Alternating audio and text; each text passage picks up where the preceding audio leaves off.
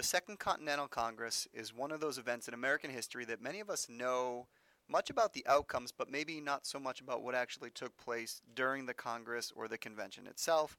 Also, what was the purpose of it, what caused it, and certainly what the effects were. Not just the effects that were felt in the colonies, but how the effects were felt, as far ranging as all the way back in England and really on a large scale internationally.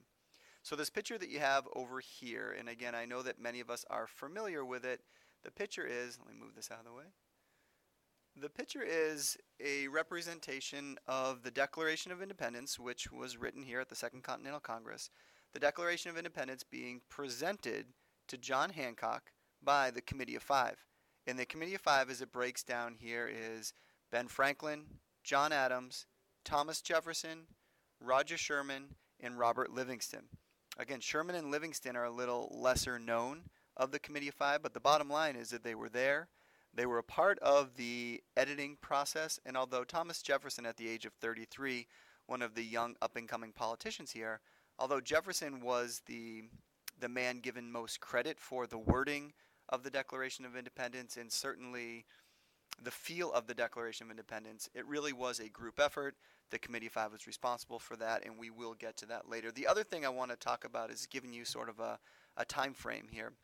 The Second Continental Congress was it convened in 1775, shortly after the battles at Lexington and Concord. So to say that it was taking place before the war actually started, probably not necessarily true.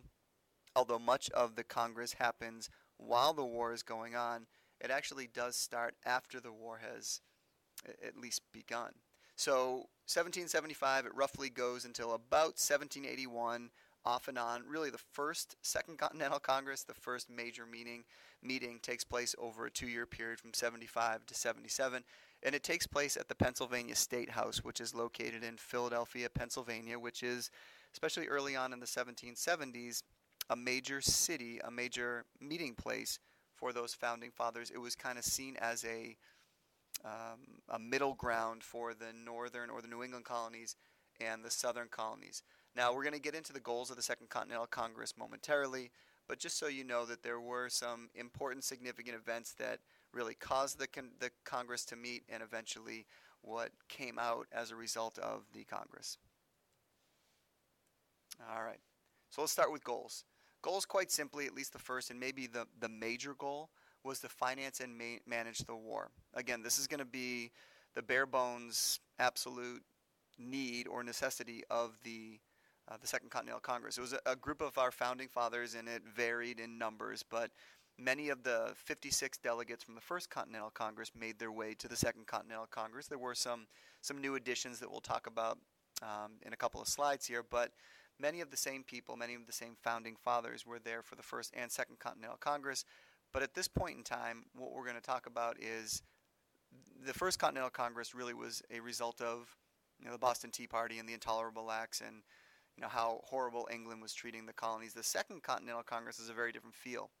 They realize that war is on the horizon and they need to prepare for it. So first and foremost, they need to finance. They need to come up with some way to raise money to support an army. And again, this is a ragtag group of civilians basically that have guns that they've used to hunt in the past, but certainly they weren't soldiers over in the colonies, whereas the British at this point in time were pretty much established as the best and the brightest and the most talented army and navy in the world, led by the most intelligent generals in the entire world. So this wasn't just kind of like a really good army against a decent army or an okay army. It was the best against probably, quite honestly, the worst, at least as far as experience was concerned. However, we know how it all ends, so that's going to be another question, how? But getting back to the Second Continental Congress, number one goal, finance and manage a war, or finance and manage the army. They needed to create an army. After the First Continental Congress, there was an establishment of state militias. In the Second Continental Congress, we started to get serious. We realized that war was inevitable and that we needed an army that would need uniforms and weapons and generals and anything else that a group of organized, soldiers were going to need in order to be successful in the battlefield. And education certainly was going to be important as well.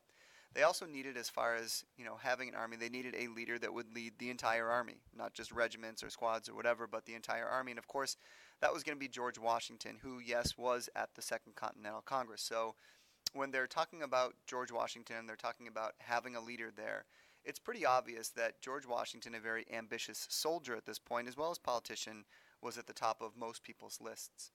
The second goal was to unite the government. Now, for a long time, this dates all the way back to the 1750s with the French and Indian War, the colonists were known as very disorganized as far as their government was concerned. Each of the separate 13 colonies had separate governments, had separate leadership, had separate relations with the governments over in England, and had things that some colonies could do while others couldn't do. The bottom line was that they certainly weren't united. And we learned that lesson back in the French and Indian War, how detrimental that could be if an army was trying to fight 13 different ways as opposed to trying to fight as one united front. So during the American Revolution, we kind of wisen up a little bit, and we go back to Ben Franklin's engraving of that join or die poster, and you get an idea of together we're stronger, and that was certainly going to be the sense at the Second Continental Congress. And the third thing that they were trying to gain from the Second Continental Congress was a plan for independence. It's kind of funny because they were so confident, even though the Americans at this point were huge underdogs, and probably in a lot of people's minds, even some people sitting in that Congress there probably were thinking that there's no way that we're going to win this war. But there were enough confident people in there, and again, this is sort of an application that we can take outside of history and apply to our lives. They were so sure that they were going to win this war that they had created plans for independence as well. They declare independence long before England gives independence to the colonies. So again, they're basically stating that we are free and independent states. We are a free and independent country. We are not tied to England anymore. And of course, this is all signed on July 4th, 1776, but doesn't become a reality until 1783 when the Treaty of Paris is signed. But they had a plan for independence, and they were trying to figure out not just how can we hang with the British in this war, but how can we beat them, and what are we going to do once we do beat them? All right, so let's talk about the actual members, people that were there at the Second Continental Congress. I'm going to just throw some names up here, names that you're probably very familiar with. You have the Adamses, Ben Franklin, John Hancock, who's someone I'm going to come back to later, Thomas Jefferson, Benjamin Rush, George Washington. Again, these are all people, these are all players in the formation of our country. It should be no surprise that they show up at this Congress here. But again, each and every one of them is going to play a major role. What's interesting is of those 50 some odd delegates who actually show up, the rule is still going to be that the states are the ones that vote. So when things like, are we going to declare independence or not, comes onto the table for a vote, there's only 13 votes cast, one for each of the colonies. Yet some of the colonies have upwards of 10, 12, 15 people sitting at their little table. For instance, Virginia had the largest group of representatives that showed up at the Second Continental Congress, yet they still only got one vote. So the fact that there might be 15 delegates from Virginia and only 2 delegates from Rhode Island, it didn't really matter. Each state was going to carry the same amount of votes, which was going to be, a main reason why states like Rhode Island, in Delaware, in New Jersey, some of the smaller states, a reason why they actually came. Now, fast forward into the future when we get actually into the Constitution and the Constitutional Convention and some of the other conventions following the war, this isn't always the case. And some of those small states feel like the big states are bullying us around. So then it becomes a small state versus big state issue. But here at the Second Continental Congress, each state got one vote, which seemed fair at the time. Now, John Hancock, someone I told you I was going to come back to here, John Hancock is probably most known for his signature. Actually, he's become so synonymous with his signature that at some point in your life, you may come up against someone who asks you a question. They might say, can I have your John Hancock? And when they ask for your John Hancock, they're actually asking for your signature. So the reason why he's so synonymous with signatures is because he is the first signer of the Declaration of Independence. And he signs his name nice and big. And again, he does that for a very, good reason, I guess, at least in his mind. He basically says, when people ask him later, hey, John, save us some room too, because there was only a set number of space or a limited number of space where they actually could sign this document. Said, hey, John, you might want to leave us some space. And Hancock said, quite simply, I want to make sure that the king can read my name without putting his glasses on. I want to make sure that the king can read my name from the other side of the room. Now, again, this was a list of men that had this war turned differently, had the Americans lost this war and the British won, this would have been sort of a death list, a list of civilians or citizens that would have been gathered up and executed for committing treason. I mean, this was an offense punishable by death. So when John Hancock stands up and says, I want the king to be able to see my name, I want him to know that I am in direct defiance to him, and I'm proud of it. I mean, these were some pretty brave men, courageous men for sure, and men that believed in their cause. Again, I oftentimes ask my students, what cause would you be willing to die for? What cause would you be willing to put your life on the line for and sign your name nice and big and say, I'm so confident we're going to win that I'm signing my name nice and big, but even if we don't win, I'd rather die than live in a country where the king's going to treat us the way he's been treating us. It's a tough question to answer. It's a tough question for anyone to answer, but it wasn't a tough question for John Hancock, nor for people like Patrick Henry, who says, give me liberty or give me death. Give me liberty or take my life, because I don't want to live in a country where I don't have liberties and freedoms and equality. Again, John Adams, Sam Adams, Ben Franklin, Thomas Jefferson, go down that list. They all would have said the same thing. They were willing to die for their cause. So with that being said, John Hancock is sort of one of these people we remember with the Declaration of Independence. And again, another reason is that he was the president of the Second Continental Congress. And as president of the Second Continental Congress, he sits sort of in the front seat, and he feels that he needs to have that confidence in order to lead his people.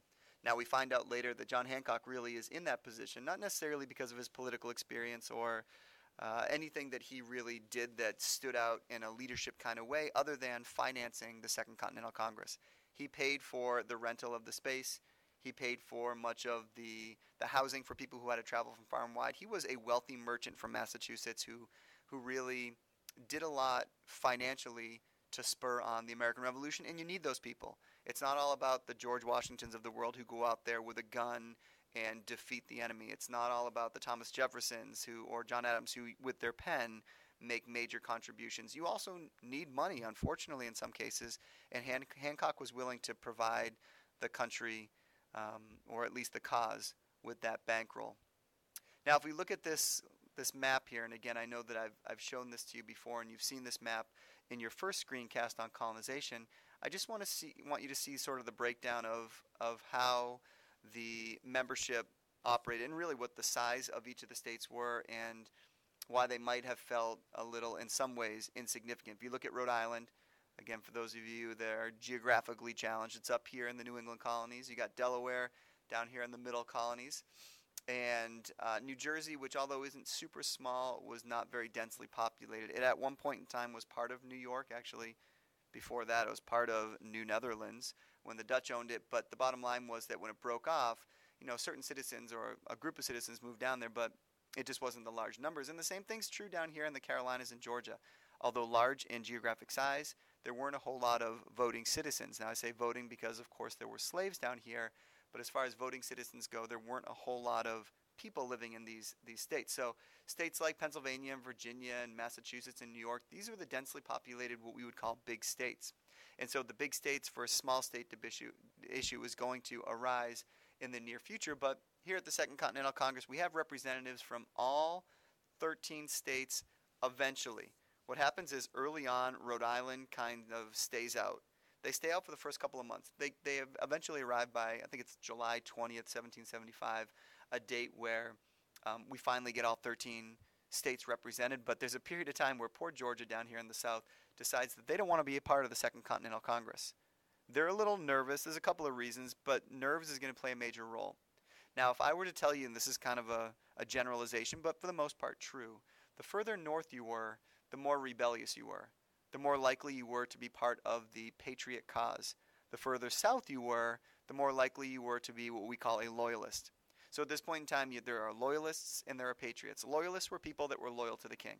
And it doesn't mean that they necessarily liked the king, but they said things like, yeah, the king's making all these crazy acts and laws, and we don't necessarily like it, but he's still our king. And so we have to abide by his rules. All the way up to the northern part up here, especially up in Massachusetts, you had people that said, we don't like what the king is doing, and so as a result of that, we are going to fight back. So it's not that either side loved the king per se, but the bottom line was that the loyalists were willing to, even if they didn't like the rules, they still said rules are rules and we have to follow them, whereas in the northern part up here, the patriots were more likely to fight back.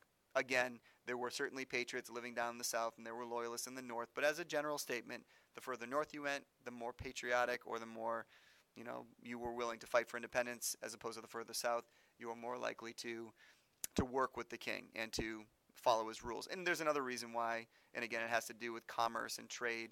The Southerners were more agricultural, and they were certainly producing lots of tobacco and other agricultural crops that the British were sailing back and forth on a routine basis and trading with. So the people of Georgia might have thought that if I go to the Second Continental Congress and word gets out, then I'm going to lose a major trading partner. Whereas in some of these New England colonies, they had already boycotted a lot of the goods, and they were just like, we would love to lose Britain as a trading partner. We don't want anything to do with them anymore. So again, it has a lot to do with geography. It also has to do with commerce. There were a lot of varieties as to why one might become a loyalist or stay a loyalist, and one might, decide to join the patriot cause. All right, so outcomes. The first outcome of the Second Continental Congress is going to be called the Olive Branch Petition.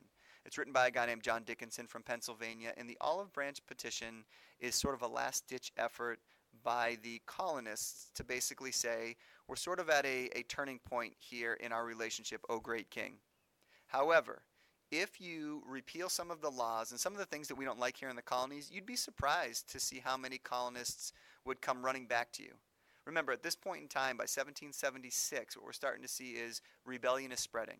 And the king and the colonists aren't getting along anymore at all. I mean, it's really, the relationship is breaking down. But John Dickinson says, let's give the king one last chance. Again, John Dickinson is not necessarily a diehard loyalist, although he would probably say he was more loyalist than patriot at this point. John Dickinson is a realist, and he says if we go to war with England, we're going to lose. Remember, I told you that many people in the Congress had confidence. Some didn't. Some considered themselves realists, and some said, yeah, I believe in the cause too, but look at us and look at them. There's no way we're going to win. And so Dickinson was able to convince the Congress to give the king one more chance. And that chance came in the form of a petition. And all of the delegates signed it, and it essentially said, if you repeal these acts and laws, and if you change the way you treat us, we will come back to you. We will go back to the good old days, and we will be more obedient. Again, many of the patriots at the Congress knew that the king wasn't going to, cave to these demands. He couldn't. I mean, to be fair to the king, he couldn't cave to these demands. Otherwise, the colonists would keep demanding things from him. So most people in the Congress knew, but it was a last-ditch effort to sort of keep peaceful relations diplomatically before fighting was officially going to really, really rage on here between the colonists and the British. It was kind of a last-ditch effort, and unfortunately for the king and the loyalists, it doesn't really pan out. The king sort of disregards it. That, of course, is going to lead to the Declaration of Independence. As I mentioned before, we have this committee of five is what we call them, because there are 5 people involved in the drafting of the Declaration of Independence. Jefferson is going to be the youngest of the group. Franklin will be the oldest here, but Jefferson at the age of 33 was given the responsibility of writing this for a couple of reasons. Number one, John Adams nominates Thomas Jefferson because he basically says Jefferson is the most well-liked of us 5. He has the fewest enemies, I guess, is probably the best way to look at it. Many of the people on this list here, Adams, Franklin, Livingston, and Sherman, were pretty outspoken politicians. And being outspoken means you're going to make some friends, but you're also going to make enemies along the way. Jefferson was pretty quiet and meek, and although well-educated and certainly had a lot to offer, he sort of picked and chose his times carefully when he wanted to interject. And so he hadn't really offended that many people, which made him likable. And as a result of that, if he were to present this Declaration of Independence, it would be more likely to be received. Again, think about if you were a hater of someone, like say you absolutely despise John Adams, and he comes up with this great idea. It doesn't matter what the great idea is. You don't like this guy, and so you're going to shoot down any of the ideas that he has. Well, that was the fear. If some outspoken politician tried to present this, it wouldn't necessarily pan out. So Jefferson is chosen. Again, most of the 4 other members here also are smart enough to realize that this is going to be a long, tedious process. Remember, there's no backspace. There's no whiteout at this time. So if you make a mistake in this big log document, you spell something wrong, you put something in the wrong order, you got to crumble it up, throw it away, and start over again. I like to picture Jefferson sitting at a small little desk in a small little apartment in Philadelphia with just a little candlelight right by the window trying to draft this document. And in the back of the room, what you don't see as the camera pans behind Jefferson, you see this trash basket that's overflowing with crumbled up drafts of the Declaration of Independence. Again, I don't know if that's really, he never really claims that that's what the scene looks like, but that's kind of how I picture it here, where he's writing. Oh, I made a mistake. He crumbles it up and throws it over his shoulder behind him into this trash bin.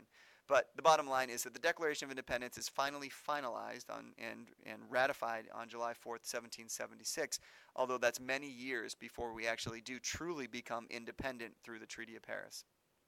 We create a model treaty. The Treaty of Paris is drafted before we win this war. Again, another sign of confidence. We want certain things. We certainly want to be identified as a free and independent country, but we also want our borders to expand, and we want England to treat us in a certain manner. So we draft all of these ideas, or these demands, I guess in a lot of ways, down in a model treaty before the war actually even ends. The Articles of Confederation is going to be another document produced here. In the Articles of Confederation is essentially our first constitution. The Constitution that we know and use today, the one that is housed in the National Archives, that Constitution is really our second Constitution.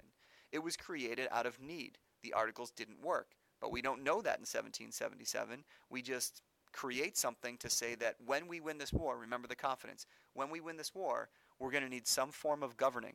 We're going to need some way that we rule over ourselves, and it's not going to be a king, and it's probably not even going to be one ruler, which it wasn't. Under the Articles, there was no president, there was just a Congress. So they created a form of government that would help the country stay afloat and be successful in the years following the war. So the Articles were drafted here, but not implemented until 1783. And then finally, the Continental Dollar.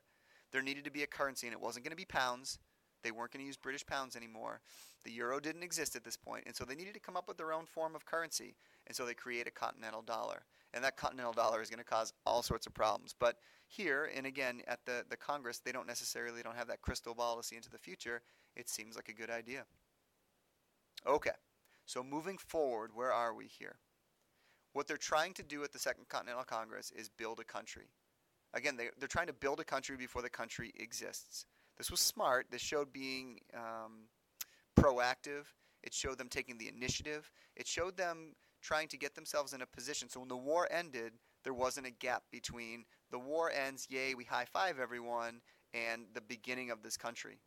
They wanted to make sure that our country was, at least on paper, fully established before it ever even became a country. And that was a very important process that the Second Continental Congress, that was an important goal, and was a process that they went through in order to really do that, have a seamless transition. Even though I told you the Articles didn't work, at least they had something.